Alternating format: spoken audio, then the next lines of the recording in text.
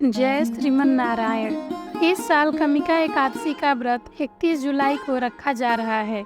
कमिका एकादशी के व्रत के दिन पहले संकल्प लेते हैं और फिर इस दिन व्रत की कथा पढ़ी या सुनी जाती है। कहते हैं कथा सुनने मात्र से पुण्य फल मिलता है। ऐसा कहा जाता है कि सूर्य ग्रहण और चंद्र ग्रहण में केदार और कुरुक्षेत्र में स्नान करने से जो पुण्य फल मिलता है वही पुण्य फल कमिका एकादशी व्रत कथा सुनने से मिलता है। कमिका एकादशी पर भगवान शिव की पूजा करने और कथा सुनने से मिल जाता है। एकादशी व्रत कथा सुने। एक समय की बात है, एक गांव में एक क्षत्रिय रहता था। वह अपने आप पर बहुत गर्व करता था, खासकर अपनी शक्ति और बल पर उसे अभिमान था। क्षत्रिय भगवान को बहुत मानता था, लेकिन उसके मन में घमंड था। वह हर दिन भगवान विष्णु की पूजा करता और उनकी उपासना में लीन रहता था। एक दिन वह किसी महत्वपूर्ण कार्य के लिए घर से बाहर यात्रा पर निकला। रास्ते में उसकी मुलाकात एक ब्राह्मण से हो गई। दोनों में किसी बात को लेकर झगड़ा हो गया।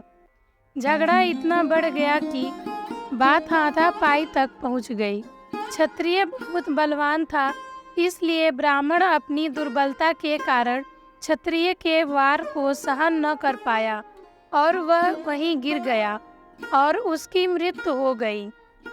ब्राह्मण की मृत्यु से क्षत्रिय हक्का बक्का रह गया। उसे अपनी गलती का एहसास हुआ और वह बहुत पछताया। यह पूरी बात गांव में आग की तरह फैल गई। क्षत्रिय युवक ने गांव वालों से क्षमा याचना की और ब्राह्मण का अंतिम संस्कार खुद करने का वचन दिया। लेकिन पंडितों ने अंतिम क्रिया में शामिल होने से इनकार कर दिया। तब उसने ज्ञानी पंडितों से अपने पाप को जानना चाहा। पंडितों ने उसे बताया कि ब्रह्म हत्या दोष लग चुका है, इसलिए हम अंतिम क्रिया के ब्राह्मण भोज में आपके घर भोजन नहीं कर सकते। यह सुनकर क्षत्रिय ने ब्रह्म हत्या दोष के प्रायश्चित का उपाय पूछा। तब पंडितों ने कहा कि जब तक वह सावन माह के कृष्ण पक्ष की एकादशी तिथि को विधि पूर्वक भगवान विष्णु की पूजा नहीं करता और ब्राह्मणों को भोजन नहीं कराता और दान दक्षिणा नहीं देता, तब तक वह ब्रह्म हत्या दोष से मुक्त नहीं हो सकता। क्षत्रिय ने ब्राह्मण के अंतिम संस्कार के बाद पंडितों की सलाह मानते हुए कमिका एकादशी के दिन पूरी श्रद्धा और विधि के अनुसार भगवान विष्णु की पूजा की। फिर उसने ब्राह्मणों को भोजन कराया और दान दक्षिणा भी दी। इस तरह भगवान विष्णु की कृपा से वह क्षत्रिय ब्रह्म हत्या दोष से मुक्त हुआ। और एक बात आपको बता दें, सावन माह में कमिका एकादशी पड़ती है, इसलिए भगवान शंकर की पूजा करना भी अनिवार्य है।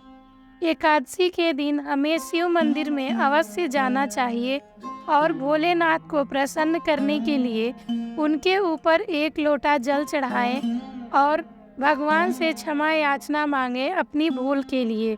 हमसे कोई भूल हो जाए तो हमको क्षमा करें। जय श्रीमन नारायण। हर हर महादेव।